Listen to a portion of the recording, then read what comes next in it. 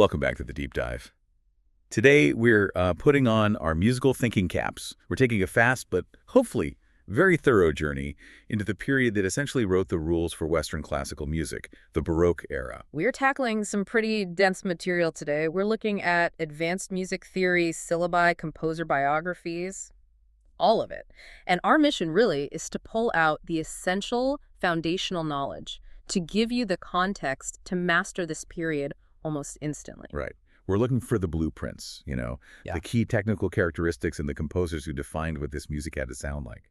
And what's so fascinating is that understanding the rigid constraints of the Baroque, the specific rules about texture, dynamics, and form, that's crucial because kind of paradoxically, those constraints are what created the explosive genius of the era. Exactly.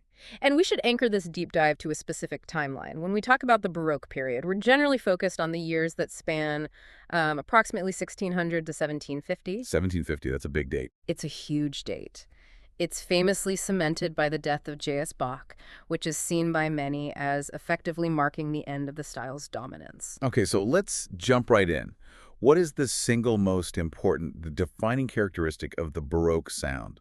It's all about texture, right? It's all about texture, yeah. You have to forget the simple, hummable tunes of later eras for a moment. The Baroque loved complexity, it loved equality between the parts, and that is defined by one key term, polyphonic texture. Polyphony. Polyphony.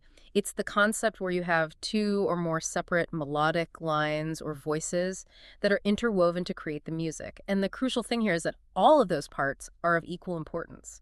No single voice is just background filler. So every line is a star. Every line is the star. It's not just two independent lines running at the same time.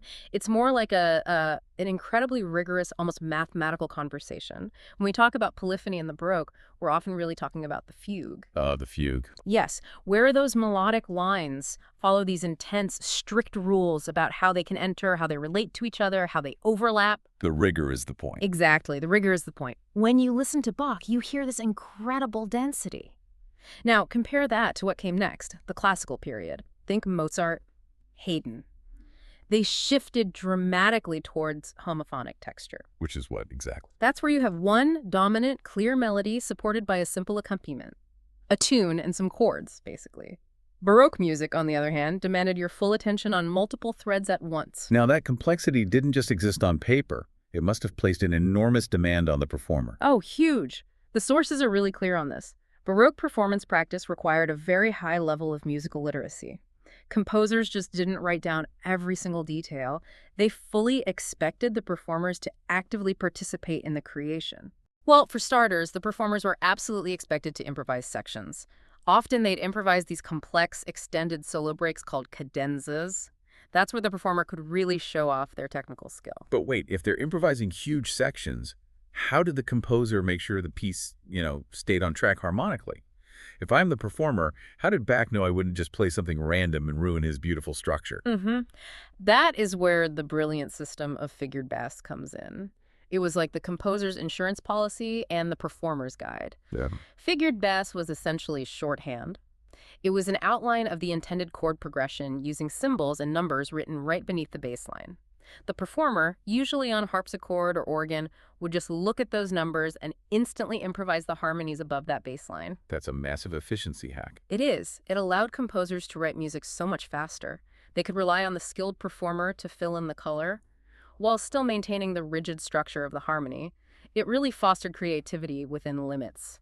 And what about the smaller details? Well, on top of that structural improvisation, the scores were just dense with ornamentation. Trills, mordents, turns, all these quick little flourishes.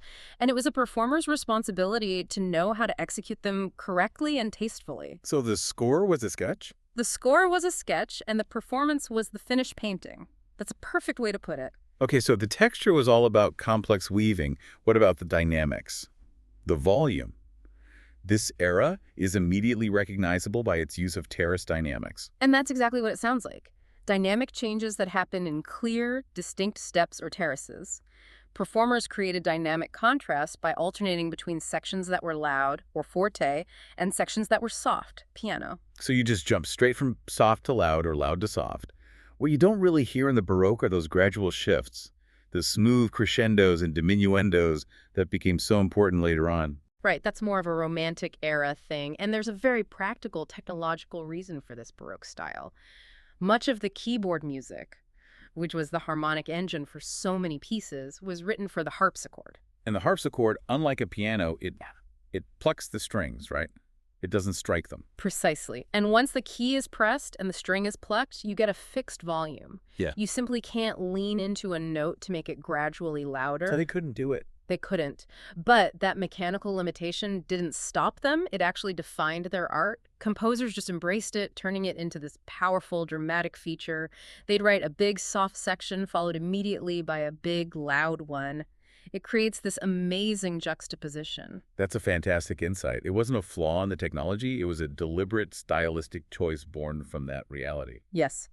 And while the harpsichord was crucial, our sources confirm the other main keyboard instruments of the Baroque were the clavichord and, of course, the organ. The organ was absolutely essential for the religious music that defined composers like Bach. And speaking of technology, here's a crucial little nugget of music history for you to remember. The piano, the modern instrument with hammers. It was technically invented around 1700, but it wasn't perfected or widely used until much later. So when you're listening to this music, you have to hear that metallic, plucked sound of the harpsichord in your mind.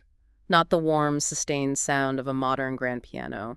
It's a different world. A completely different world. Yeah. Okay, so moving from the rules to the people who perfected them, who are the masters of the Baroque. This era produced a truly formidable roster of talent. The core composers you absolutely need to be able to identify are, of course, J.S. Bach, along with Kirnberger, Telemann, and Vivaldi. And we have to include the other foundational figures who cemented the style across Europe. Corelli in Italy, Purcell in England, Rameau in France. It's just astonishing how much groundbreaking work came out of this 150-year span. It really is. Let's delve into a few of them, starting with George Philipp Telemann. What I find so incredible is that while Bach is, the undisputed god of the Baroque today, Telemann was considered the most highly regarded and successful German composer during his actual lifetime. No way. That completely flips the script on how we perceive music history. Why was he the champion over Bach back then? Well, he was incredibly prolific, but more importantly, he was immensely accessible and versatile. He wrote an overwhelming amount of music instrumental works, operas, cantatas, that just appealed to a broader public taste. Bach's work, which could be so deeply complex and mathematical, was maybe appreciated by a smaller circle. Telemann was the populist genius of his day. That says so much about what Baroque audiences wanted. Accessibility was key.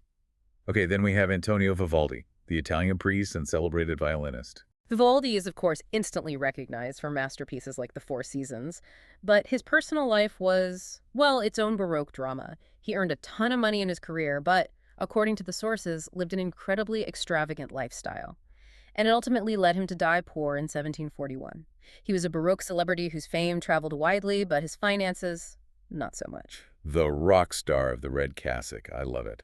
Finally, let's touch on Johann Philipp Kirnberger. He's not as famous, but he's important. Kirnberger is essential because he kind of embodies the transition between eras. Born in 1721, he actually studied directly with J.S. Bach.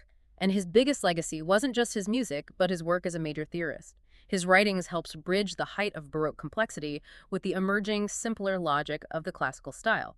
He helped document and systematize the rules that Bach had perfected. That's a perfect way to put it. So when these masters were creating multi-movement pieces, what was their go-to framework? That brings us to the Baroque Dance Suite. Yes, the Dance Suite. One of the most important forms of the entire era. It's simply a composition that contains many different dances, and here's the unifying principle. All the movements are in the same key. So that consistency is what holds it all together. It provides cohesive structure, yeah, despite the huge variety of rhythms and moods within the suite. It's genius, really. It takes these popular, familiar dances, things people would know from social settings, and elevates them into high art. But there were strict requirements for the order, a kind of standard model. There are 4 movements that are considered the essential core of the suite. We can think of them as the ACSG movements. First, you have the Allemande. This is your stately opening movement, usually at a moderate speed in 44 meter. It's German in origin and often starts with a short upbeat. Very dignified. Got it. Next up is the quick and rhythmic Courante, or Courante. Right, French or Italian. The French Courante is fast, and it often has this tricky shifting meter, like 32 and 64. It's known for its running, complex rhythms. The name literally means running. And the third one, the slow movement. The emotionally intense Sarabande. This is a slow, triple meter dance, very serious and dignified. But the key thing to listen for, its defining feature, is an accent placed on the second beat. It gives it this incredible weight. An accent on beat 2. I'll listen for that. Yeah. And to finish the set, We end with the exhilarating Gigue. These came from English jigs. They are almost always written in a compound duple meter, like 68. compound duple meter. Remind me. Just means the main beat is divided into 3 smaller notes. It gives it that driving, lilting, energetic feel. Think of the rhythm of Jingle Bells. Yeah. And the Gigue often uses that dense, polyphonic, fugal texture we talked about at the start. It brings the whole suite back to that core Baroque idea. So beyond those mandatory 4, composers would often insert optional dances to add some variety. Oh, absolutely. The most frequent additions would be the minuet, a graceful French dance in 34, or the bourrée, which is a quick French dance known for its single upbeat, and also the gavotte, a moderate 44 French dance, but this one is distinguished by its 2/4 note upbeat. And you can find others too, like a passipade or a polonaise.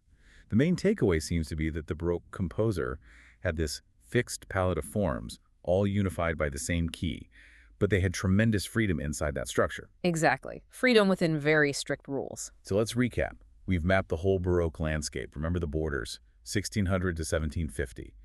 The technical core is the complex equality of polyphony, best exemplified by the fugue. We established that the limitations of instruments like the harpsichord didn't restrict genius, they just channeled it into a style of high contrast drama, which we call Terraced Dynamics. And we learned that performance was a collaborative act, requiring the performer to realize harmony using figured bass. And structurally, the architecture of the era centered on the dance suite, holding its mandatory Allemande, Courante, Sarabande, and Gigue together with the unifying glue of a single key. You know, I think the most profound insight into the Baroque period is that its greatest achievements were born out of a strict adherence to rules. Whether it was the mathematical precision of the fugue or the fixed dynamic contrast, those limits forced a level of ingenuity that might never have emerged with total creative freedom. Absolutely. And here's a closing thought for you to carry into your next listening session. Since the Baroque defined music by polyphonic texture, where every single melodic line is equal, try this next time you listen to Bach or Vivaldi. Don't just listen to the piece as a whole. Instead, train your ear to follow only the lowest voice, or only the middle voice. By tracking just one single thread within that dense fabric, what new connections or hidden conversations can you find buried within the beautiful chaos of that complexity? Now go listen and find those hidden lines. That's it for this deep dive. We'll see you next time.